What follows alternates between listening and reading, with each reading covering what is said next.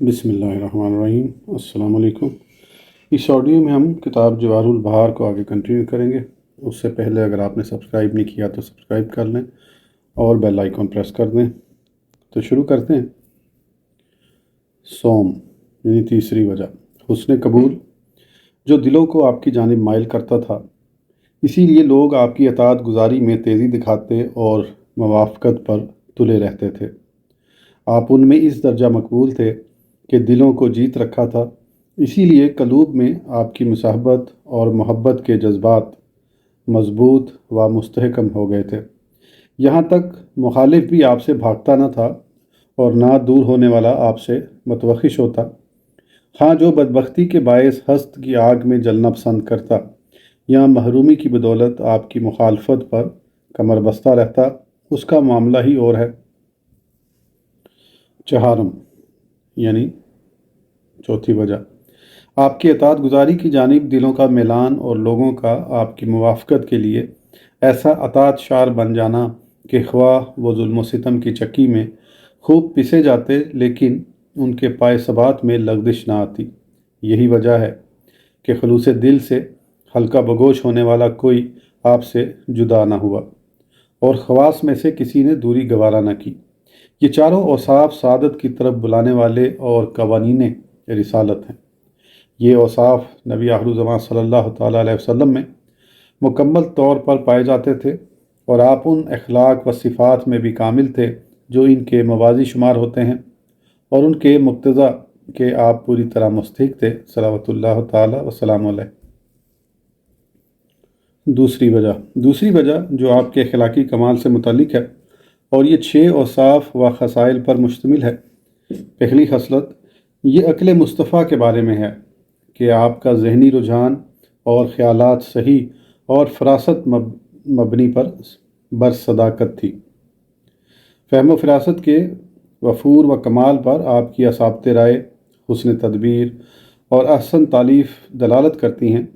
آپ نے تدبیر میں کبھی غفلت اور سختی میں عجز کو قطعاً اختیار نہیں فرمایا، بلکہ شروع ہی میں انجام تک غور فرما لیتے اور ان کے عیوب و نقائص کو معلوم کر کے مشکلات پر قابو پانے کی تدابیر اختیار کرتے اور انہیں حل کر کے چھوڑتے۔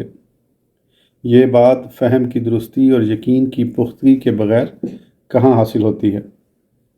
دوسری خصلت دشوار امور اور نامساعد حالات میں ثابت قدم رہنا، اور یہی مطلوب کمال ہے۔ جنگوں اور تکالیف شدیدہ کے مواقع پر صبر و سکون کا پایا جانا انتہائی حیران کن ہے، لیکن قربان جائیں حبیب پروردگار جل جلالہ و صلی اللہ تعالیٰ علیہ وسلم کے حوصلے پر کہ بعد مخالف کی ایسی تندی و تیزی کے وقت بھی آپ کو مطمئن ہی دیکھا گیا۔ کسی بڑی سے بڑی تکلیف نے آپ کے اوسان خطا نہ کیے اور کسی مصیبت سے آپ کے پائے ثبات میں لغزش نہ آئی۔ اگر ایک جانب سے مصائب و آلام کے بادل گھر کر آتے تھے تو ادھر آپ کو اتنی قدرت حاصل تھی کہ خندہ پیشانی کے ساتھ تمام اندھیروں کو چھانٹ کر رکھ دیتے تھے۔ قریش مکہ نے آپ کو ایسے شدائد و تکالیف میں مبتلا کیا جو پیشانیوں کو سفید کر دینے والی اور قلعوں کو ڈھانے والی تھی، لیکن آپ عددی اضعاف کے باعث صبر کرتے اور سب کچھ اسی طرح برداشت کرتے رہے جیسے غالب آنے والا مطمئن رہتا ہے۔ حماد بن سلمہ نے ثابت سے اور انہوں نے حضرت انس رضی اللہ تعالیٰ عنہ سے روایت کی ہے کہ رسول اللہ صلی اللہ تعالیٰ علیہ وسلم نے فرمایا، میں نے لوگوں کو اللہ تعالیٰ سے ڈرایا لیکن نہ ڈرے، اللہ تعالیٰ کے دین کی تبلیغ کی تو اس کی پاداش میں مجھے اتنی تکالیف پہنچائی گئیں جتنی کسی دوسرے کو نہیں پہنچائی گئیں۔ ایسے بھی وقت آئے کہ ایک مرتبہ 3 شب و روز گزر گئے لیکن ہمارے پاس صرف وہی طعام تھا جو بلال رضی اللہ تعالیٰ عنہ نے بغل کے نیچے چھپایا ہوا تھا۔ حضرت عبد الرحمن بن زید نے ام المومنین عائشہ صدیقہ رضی اللہ تعالیٰ عنہ سے روایت کی ہے کہ فخر دو عالم صلی اللہ تعالیٰ علیہ وسلم کے گھر والوں نے کبھی سیر ہو کر متواتر 2 دن جو کی روٹیاں بھی نہیں کھائی تھیں، اور تاجدار مدینہ صلی اللہ تعالیٰ علیہ وسلم کے پردہ فرمانے تک ان کی یہی حالت رہی۔ جائے غور ہے کہ جو ہستی لوگوں کو اللہ تعالیٰ کی طرف بلانے کے عوض اتنی تکالیف اٹھائے اور صبر کرے، اس پر کسی دنیاوی منفعت چاہنے کا تصور کرنا بھی حماقت ہے یا نہیں۔ تیسری خصلت، فخر دو عالم صلی اللہ تعالیٰ علیہ وسلم کا زہد یعنی دنیا سے آراز کرنا اور معمولی سی چیز پر قناعت کرنا ہے۔ آپ نے دنیاوی عیش و عشرت کا کبھی تصور بھی نہیں کیا اور نہ اس کی رنگا رنگی کو ترک کرنے کا کبھی افسوس ہی فرمایا۔ حضرت سفیان ثوری نے حبیب بن ابی ثابت سے اور انہوں نے حسیمہ بن عبد الرحمن رضی اللہ تعالیٰ عنہم سے روایت کی ہے کہ رسول اللہ صلی اللہ تعالیٰ علیہ وسلم سے کہا گیا تھا کہ اگر آپ اس قدر دنیا کے خزانے چاہیں جو نہ آپ سے پہلے کسی کو نصیب ہوئے ہیں اور نہ آپ کے بعد کسی دوسرے کو دیے جائیں اور آپ کے ثواب آخرت میں بھی کسی قسم کی کمی واقع نہ ہو تو آپ کی خواہش پوری کر دی جائے گی۔ آپ نے یہی جواب دیا کہ وہ خزانے بھی میری آخرت ہی کے لیے ذخیرہ کر دیے جائیں۔ اس پر یہ آیا مبارکہ نازل ہوئی، تبارک الذی ان شاء جعل لک خیرا من ذلک جنت تجری من تحتها الانہار ویجعل لک قصورا۔ بڑی برکت والا ہے وہ کہ اگر چاہے تو تمہارے لیے بہت بہتر اس سے کر دے جنتیں جن کے نیچے نہریں بہیں، اور کرے گا تمہارے لیے اونچے اونچے محل۔ بلال بن ابی خباب نے اکرمہ سے، انہوں نے عبداللہ بن عباس رضی اللہ تعالیٰ عنہ سے روایت کی ہے کہ حضرت عمر بن خطاب رضی اللہ تعالیٰ عنہ بارگاہ رسالت میں حاضر ہوئے۔ اس وقت کونین کے تاجدار حبیب پروردگار جل جلالہ و صلی اللہ تعالیٰ علیہ وسلم چٹائی پر تشریف فرما تھے اور چٹائی کے نشانات آپ کے جسم مبارک پر پڑے ہوئے تھے۔ فاروق اعظم رضی اللہ تعالیٰ عنہ نے آقائے کائنات کی یہ حالت دیکھی تو تڑپ اٹھے اور عرض گزار ہوئے، یا رسول اللہ صلی اللہ تعالیٰ علیہ وسلم، اگر آپ نرم بستر استعمال فرما لیا کریں تو کیا ہی اچھا ہوتا۔ کونین کے تاجدار احمد مختار صلی اللہ تعالیٰ علیہ وسلم نے فرمایا، مجھے دنیا سے کیا سروکار، میرا دنیا سے کیا تعلق، قسم ہے اس ذات کی جس کے قبضہ قدرت میں میری جان ہے، میری مثال جنگل میں سفر کرنے والے اس مسافر سوار جیسی ہے جو گرمیوں میں دوپہر کے وقت کسی درخت کے سائے میں آرام کرنے لگا اور دن ڈھلتے ہی اسے چھوڑ کر چل دے۔ حضرت حمید بن بلال بن ابی بردہ رضی اللہ تعالیٰ عنہ سے روایت ہے کہ ام المومنین عائشہ صدیقہ رضی اللہ تعالیٰ عنہا نے ہمارے سامنے ایک موٹا کمبل اور ایک موٹی سی چادر نکالی اور فرمایا، ان دونوں کپڑوں میں رسول اللہ صلی اللہ تعالیٰ علیہ وسلم نے وصال فرمایا تھا، حالانکہ اس وقت حالت یہ تھی کہ حجاز مقدس کے آخری کنارے سے عراق کی آخری حد تک اور یمن کی پرے والی سرحد سے عمان کے سمندر تک آپ مالک و مختار تھے، لیکن آپ دنیا کمانے اور ذخیرہ کرنے میں سب سے بڑے زاہد اور دنیاوی منفعت حاصل کرنے میں تمام انسانوں سے زیادہ آراز فرمانے والے تھے۔ نبی کریم صلی اللہ تعالیٰ علیہ وسلم نے نہ پیچھے مال چھوڑا، نہ قرضہ، نہ نہر کھدوائی، نہ مکان بنوایا اور نہ اپنے بیوی بچوں کو کسی قسم کے دنیاوی مال و متاع کا وارث قرار دیا۔ اس سے یہی مقصود تھا کہ جس طرح آپ نے زہد کو اختیار فرمایا اور دنیا کی جانب رغبت کرنے سے اپنی ذات کو روکے رکھا، اسی طرح اہل بیت اطہار بھی منزل دنیا میں صرف آپ ہی کے نقوش قدم پر گامزن رہی اور دنیا سے حتی الامکان کنارہ کشی فرمائیں۔ ابو سلمہ رضی اللہ تعالیٰ عنہ نے ابو ہریرہ رضی اللہ تعالیٰ عنہ سے روایت کی ہے کہ فاطمہ الزہرا رضی اللہ تعالیٰ عنہ نے حضرت ابو بکر صدیق رضی اللہ تعالیٰ عنہ سے اپنے والد محترم کی وراثت کا مطالبہ کیا تو انہوں نے ایسا مطالبہ کرنے سے منع کیا۔ حضرت فاطمہ رضی اللہ تعالیٰ عنہ نے پوچھا، اچھا آپ کا وارث کون ہوگا؟ جواب دیا، میری اولاد اور بیوی۔ اس پر حضرت فاطمہ رضی اللہ تعالیٰ عنہ کہنے لگیں کہ یہ معاملہ ہے تو رسول اللہ صلی اللہ علیہ وسلم کی بیٹی کیوں ان کی وارث نہیں ہو سکتی؟ حضرت ابو بکر صدیق رضی اللہ تعالیٰ عنہ نے جواب دیا، میں نے رسول اللہ صلی اللہ تعالیٰ علیہ وسلم کو فرماتے سنا ہے کہ ہمارا کوئی وارث نہیں ہوتا بلکہ جو کچھ ہم چھوڑیں وہ صدقہ ہوتا ہے، بس جن کی رسول اللہ صلی اللہ تعالیٰ علیہ وسلم کفالت فرماتے تھے ان کی کفالت اب میرے ذمے ہے، جس پر ہمارے آقا خرچ کرتے تھے ان پر اب میں خرچ کروں گا۔ رسول اللہ صلی اللہ تعالیٰ علیہ وسلم نے دنیا میں زہد اختیار کرنے اور اس کی زیب و زینت سے آراز کرنے کی جانب رغبت دلائی ہے تاکہ لوگ دنیا کے نقصانات سے محفوظ رہیں، اور اسی لیے دنیاوی خواہشات سے روکا ہے۔ حضرت ابو بکر صدیق رضی اللہ تعالیٰ عنہ نے زہد کی فضیلت میں اور خلفۂ راشدین کی اقتداء کرنے کے متعلق حدیث بیان کر کے مذکورہ بالا وضاحت فرمائی تھی۔ چوتھی خصلت، لوگوں سے آپ کا تواضع کے ساتھ پیش آنا حالانکہ وہ آپ کے مطیع تھے اور ان سے مشفقانہ سلوک کرنا۔ حالانکہ وہ آپ کی پیروی کرتے تھے۔ آپ بازار میں تشریف لے جاتے تو مٹی پر بھی بیٹھ جاتے، اپنے اصحاب اور اہل مجلس سے گھل مل کر رہتے، حیا کے سبب نظریں نیچی رکھنے کے باعث پہچانے جاتے تھے، تواضع کے سبب ممتاز اور عاجزی کے باعث باوقار تھے۔ آپ کے پاس جب کوئی دیہاتی آتا تو مارے خوف اور خیبت کے کانپنے لگتا۔ آپ فرماتے، اطمینان رکھو، میں تو ایک ایسی عورت کا بیٹا ہوں جو مکہ مکرمہ میں سوکھا گوشت کھایا کرتی تھی۔ یہ تھا آپ کا شرف والا اخلاق، اور یہ تھیں آپ کی حسین عادتیں جو نبی کریم صلی اللہ تعالیٰ علیہ وسلم کی فطرت میں داخل تھی۔ سیرت مصطفیٰ میں یہ باتیں نادر نہ تھیں کہ انہیں شمار کیا جائے، اور اتنی کم نہ تھیں جن کا احاطہ کیا جا سکے۔ پانچویں خصلت، مشترک گروپ والے امور کے مواقع پر بردباری اور وقار سے کام لینا۔ سرور دو عالم صلی اللہ تعالیٰ علیہ وسلم گھبراہٹ کے وقت ہر عقل مند سے بڑھ کر ثابت قدم، اور جھگڑوں کے مواقع پر ہر عقل سلیم رکھنے والے سے زیادہ راہ راست پر رہتے۔ بدوؤں والی سنگدلی کا آپ کی سیرت مقدسہ پر نام و نشان بھی نہیں تھا، اور نہ کسی نے یہ نقل کیا کہ جلد بازی آپ کے قریب بھی پھٹکنے پائی ہو۔ آپ کے سوا کوئی علیم ایسا نہیں جو پھسلا نہ ہو، اور کوئی باوقار ایسا نہیں جس سے لغزش صادر نہ ہوئی ہو۔ اللہ تعالیٰ نے آپ کو خواہشات کی حرکت اور خفت والی لغزش سے اپنی قدرت کاملہ کے ذریعے محفوظ فرمایا تھا تاکہ اپنی امت پر رحیم اور مخلوق پر مہربان رہیں۔ قریش نے آپ پر طرح طرح سے ظلم و ستم کے پہاڑ گرائے، لیکن آپ نے مظالم کے مقابلے میں صبر کے دامن کو مضبوطی سے تھامے رکھا اور ان کی ذات سے آراز فرماتے رہے۔ آپ کے ساتھ نازیبہ سلوک صرف بے وقوف اور کمینے لوگ ہی نہیں کر رہے تھے، بلکہ جو بڑے عقلمند شمار ہوتے تھے انہوں نے بھی ذلیل انسانوں کی طرح آپ کی ذات پر حملے کیے۔ وہ آپ پر زیادتی کرتے، لیکن آپ ان سے ملنے کی کوشش کرتے اور درگزر فرماتے رہتے۔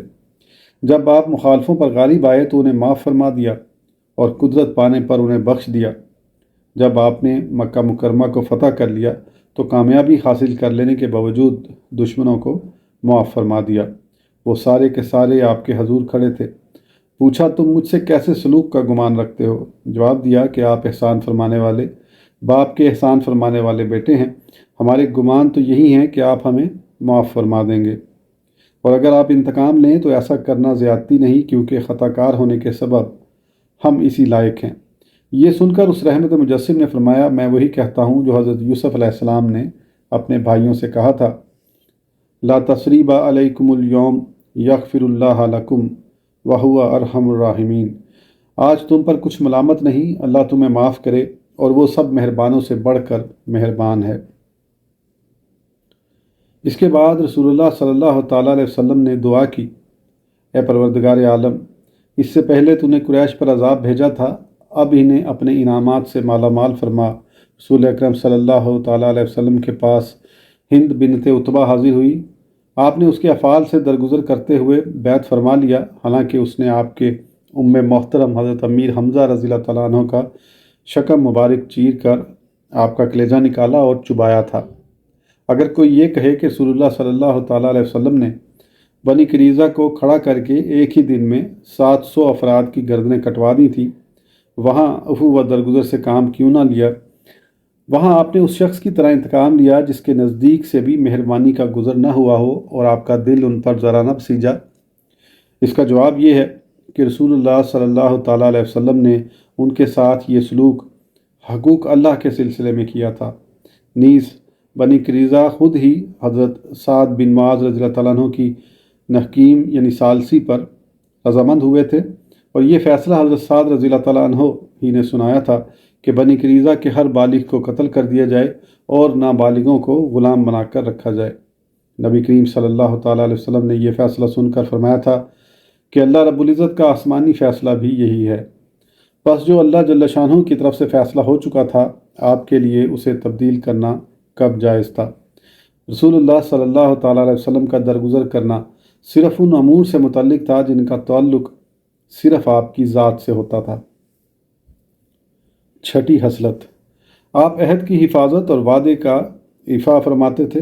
آپ نے عہد کا پاس لحاظ کرنے والے کے ساتھ کبھی عہد نہیں توڑا اور نہ کبھی وعدے کا خلاف کیا، کیونکہ وعدہ خلافی کرنا آپ کے نزدیک ایک بہت بڑا گناہ تھا۔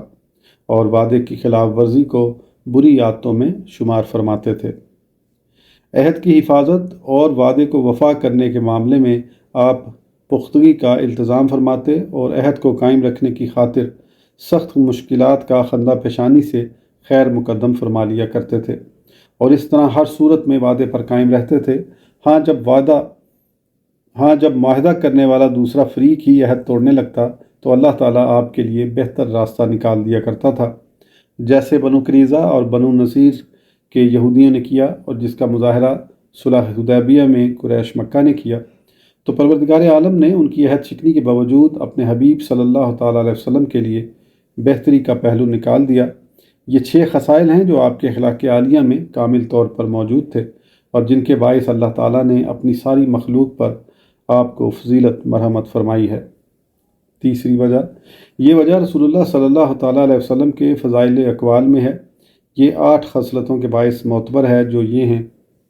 خصلت اول، آپ کو حکمت بالغہ اور بڑے بڑے علوم مرحمت فرمائے گئے، حالانکہ آپ اس امت کے امی نبی ہیں، کیونکہ نہ کسی سے کوئی کتاب پڑھی، نہ کوئی علم ہی کسی سے سیکھا، اور نہ کسی کے سامنے زانوِ تلمذ ہی طے کرنے کی نوبت آئی۔ اس کے باوجود آپ سے وہ کچھ ظاہر ہوا، اس سے عقل حیران اور انسانی فہم و ذکا کو اپنی نارسائی کا یقین ہو جاتا ہے۔ آپ نے اقوال و افعال میں کبھی لغزش صادر نہیں فرمائی۔ فخر دو عالم صلی اللہ تعالیٰ علیہ وسلم نے اپنی شریعت مطہرہ کا دار و مدار 4 احادیث پر رکھا، جن سے مقصد حاصل اور اجتہاد کی جڑیں مستحکم ہو جاتی ہیں، یعنی مضبوط ہو جاتی ہیں۔ پہلی حدیث یہ ہے، بے شک اعمال کا دار و مدار نیت پر ہے، اور ہر شخص کے لیے وہی ہے جو اس نے کمایا۔ اسی سلسلے کی دوسری حدیث یہ ہے، حلال واضح ہے اور حرام واضح ہے، لیکن ان کے درمیان بعض امور مشتبہ ہیں۔ جو شخص چراگاہ کے ارد گرد چلاتا ہے، خطرہ ہے کہ ایک روز وہ اس میں داخل ہو جائے۔ فخر دو عالم صلی اللہ تعالیٰ علیہ وسلم کا اس بارے میں تیسرا فرمان یہ ہے، انسان کا اچھا اسلام اس بات سے ظاہر ہوتا ہے جب وہ غیر مقصود کو ترک کر دے۔ سرور کون و مکان صلی اللہ تعالیٰ علیہ وسلم کا چوتھا بنیادی ارشاد گرامی یہ ہے، جو بات شک و شبہ میں ڈالے اسے چھوڑ دو اور اسے اختیار کرو جس میں شبہ نہ ہو۔ سرور عالم کی جلوہ گری سے پہلے حکمائے فلاسفہ نے کچھ اصول وضع کیے تھے اور لوگوں کو ان پر عمل کرنے کے لیے ابھارتے تھے، لیکن وہ بھی اسی نتیجے پر پہنچے کہ دنیا والوں کی اصلاح دین کے بغیر ممکن نہیں۔ اصلاح کا صرف یہی طریقہ ہے کہ لوگ سچے دین کے تابع ہو کر اس کے مطابق عمل کریں، کیونکہ فلاسفہ کا نہ تو صحیح معنوں میں اثر ہوا اور نہ ان کی خبریں واضح اور اطمینان بخش تھیں، حالانکہ لوگ انہیں حکمتوں کے سرچشمے اور قوموں میں ممتاز شمار کرتے تھے۔ ایسی فطرت رسول اللہ صلی اللہ تعالیٰ علیہ وسلم میں پائی گئی جو جوہر کی صفائی اور سچا مخبر ہونے کے باعث ہے۔ خصلت دوم، سرور کون و مکان صلی اللہ تعالیٰ علیہ وسلم کی خصلت دوم کے بارے میں قاضی ابو الحسن ماوردی رحمۃ اللہ علیہ یوں رقم تراز ہیں، یعنی یوں لکھتے ہیں، آپ کا ان سب باتوں کو یاد رکھنا جو اللہ تعالیٰ نے آپ کو گزشتہ انبیاء کرام کے ان کی امتوں سمیت واقعات و حالات پر مطلع فرمایا جو پہلے زمانوں کے متعلق دنیا بھر کی خبریں ہیں، یہاں تک کہ آپ سے کوئی چھوٹی بڑی چیز پوشیدہ نہ رہی اور نہ کوئی قلیل یا کثیر چیز آپ سے دور رہی۔ حالانکہ فخر دو عالم صلی اللہ تعالیٰ علیہ وسلم نے ان حالات کو کسی کتاب سے ذہن نشین نہیں کیا جسے آپ پڑھتے ہوں، اور نہ انہیں آنکھوں سے دیکھ کر صفحہ یادداشت پر محفوظ کیا تھا۔ آپ کی علمی وسعت تو ذہن صحیح، سینہ وسیع اور قلب شریح کی بدولت ہے، اور یہی تو وہ تینوں آلات ہیں جن کے سپرد رسالت کی جاتی ہے، اور ان کے ذریعے ہی نبوت کا بار گراں اٹھایا جاتا ہے۔ بس آپ ہی اس قابل تھے کہ ان کے ساتھ مبعوث ہوئے اور انہیں قائم رکھنے پر آپ کو ابھارا گیا۔ خصلت سوم، یعنی تیسری خصلت، آپ کا شریعت مطہرہ کو ظاہر دلائل کے ساتھ مضبوط کرنا اور واضح علل کے ساتھ بیان فرمانا، یہاں تک کہ کوئی ایسی بات نہ چھوڑنا جسے عقل انسانی معقول نہ قرار دے، اور نہ اس میں کوئی ایسی چیز داخل کی جائے جسے عقل رد کرتی ہو۔ اسی لیے فخر دو عالم صلی اللہ تعالیٰ علیہ وسلم نے فرمایا ہے کہ جوامع الکلم یعنی حکمت آمیز جامع کلمات دیا گیا ہوں، اور حکمت میرے لیے مختصر فرما دی گئی ہے۔ اسی لیے تو رسول اللہ صلی اللہ تعالیٰ علیہ وسلم چند لفظوں کے ساتھ کثیر حقائق سے مطلع فرما دیا کرتے تھے۔ آپ کلام کو طول دینے سے احتراز فرماتے، کوئی مجہول امر آپ نے ایسا نہیں چھوڑا جسے واضح نہ کر دیا ہو۔ ایسا کرنا آپ کے لیے بائیں وجہ آسان تھا کہ اس پر اللہ تعالیٰ نے آپ کی مدد فرمائی تھی اور اسی راستے پر آپ کو چلایا گیا تھا۔ خصلت چہارم یعنی چوتھی خصلت، رسول اللہ صلی اللہ تعالیٰ علیہ وسلم نے اچھے اخلاق کا حکم دیا اور مستحسن آداب کی جانب لوگوں کو بلایا ہے۔ صلہ رحمی پر ابھارا، ضعیفوں اور یتیموں پر مہربانی کرنے کا حکم دیا، ایک دوسرے سے حسد کرنے اور بغض رکھنے سے منع فرمایا ہے، ایک دوسرے سے تعلقات منقطع کر لینے اور دور ہو جانے سے روکا ہے۔ آپ نے فرمایا ہے کہ ایک دوسرے سے تعلق منقطع نہ کرو، نہ کسی سے منہ پھیرو، نہ کسی سے بغض و عداوت رکھو۔ اللہ کے بندو، آپس میں بھائی بھائی بن جاؤ تاکہ اس طرح تمہاری فضیلت کے آسمان میں چار چاند لگ جائیں اور آپس میں اچھے اخلاق کی خوب نشر و اشاعت ہو جائے اور مستحسن آداب کثرت سے ظاہر ہونے لگیں اور تمہارے اندر بھلائی کی جانب دوڑنے والی اسپرٹ پیدا ہو جائے اور تمہارا ضمیر تمہیں برے کاموں سے بالکل منع کرنے لگے اور تم پر اللہ جل شانہ کا یہ ارشاد گرامی پوری طرح صادق آتا ہے کہ کنتم خیر امۃ اخرجت للناس تأمرون بالمعروف وتنہون عن المنکر، تم بہتر ہو ان سب امتوں میں جو لوگوں میں ظاہر ہوئیں، بھلائی کا حکم دیتے ہو اور برائی سے منع کرتے ہو۔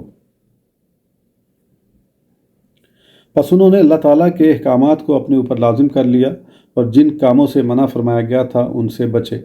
ایسے لوگوں کی ان کے افعال و کردار کے باعث دین و دنیا کی بہتری کمال کو پہنچ جاتی ہے، یہاں تک کہ ایسوں کے ذریعے کمزوری کے بعد اسلام پھر غالب آ جاتا ہے اور شرک اپنے غلبے کے بعد پھر ذلیل ہو جاتا ہے۔ ایسے نیکوکار درجہ امامت پر فائز ہوتے ہیں اور وہ بہترین قائد ہوتے ہیں۔ خصلت پنجم یعنی پانچویں خصلت، اگر آپ سے کچھ پوچھا جاتا تو جواب واضح اور اطمینان بخش ہوتا۔ جب کوئی آپ سے جھگڑتا تو حجج قاہرہ اور دلائل باہرہ سے آپ مخالف پر غالب آتے۔ عجز کبھی آپ کے راستے میں حائل نہ ہوتا اور کوئی آپ کے دعوے کو رد کرنے پر قادر نہ ہوتا، اور کوئی مد مقابل بننے والا آپ سے معارضہ نہ کر سکا، کیونکہ دلائل و براہین کے ساتھ غالب آپ ہی رہتے اور مخالف بغلیں جانگتے رہ جاتے۔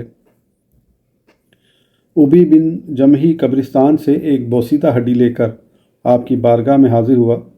وہ ہڈی بوسیدہ ہو چکی تھی، اسے اپنے ہاتھ سے مسل کر راکھ کی طرح باریک کر کے کہنے لگا، اے محمد صلی اللہ تعالیٰ علیہ وسلم، آپ کا یہ گمان ہے کہ جب ہم اور ہمارے باپ دادا مر کر اس طرح بوسیدہ ہو جائیں گے، اس کے باوجود پھر زندہ کیے جائیں گے؟ آپ کا یہ دعویٰ بڑا ہی حیران کن ہے، حالانکہ ایسی بات کسی اور شخص سے ہم نے قطعاً نہیں سنی۔ بھلا بوسیدہ ہونے کے بعد یہ ہڈیاں کس طرح زندہ ہو سکتی ہیں؟ اللہ تعالیٰ نے اپنے آخری پیغمبر صلی اللہ تعالیٰ علیہ وسلم کو برہان نبوت کے ساتھ جواب سکھایا اور آپ کو یوں جواب دینے کا حکم ملا، کل یحییھا الذی انشأھا اول مرۃ وہو بکل خلق علیم۔ تم فرماؤ، انہیں وہ زندہ کرے گا جس نے پہلی بار انہیں بنایا اور اسے ہر پیدائش کا علم ہے۔ وہ مبہوت ہو کر واپس لوٹ گیا کیونکہ اس دعوے کو رد کرنے والی اسے کوئی دلیل نہیں سوچتی تھی۔ اسی طرح جب ایک مرتبہ آپ نے فرمایا کہ مرض متعدی نہیں ہوتا اور بدفعلی کوئی چیز نہیں، ایک شخص کہنے لگا، ہم تو یہی دیکھتے ہیں کہ ایک اونٹ کے ہونٹ پر معمولی سی خارش ہو جائے تو یہ بیماری سارے اونٹوں میں پھیل جاتی ہے۔ یہ سن کر آپ نے جواباً فرمایا، اچھا پہلے اونٹ کو کس نے بیمار کیا تھا؟ سائل خاموش ہو گیا۔ آج کی آڈیو کے لیے اتنا ہی، پھر انشاءاللہ اگلی آڈیو میں آگے کنٹینیو کریں گے۔ اس وقت تک کے لیے اجازت دیجیے، سبسکرائب کرنا نہ بھولیں۔ اللہ حافظ۔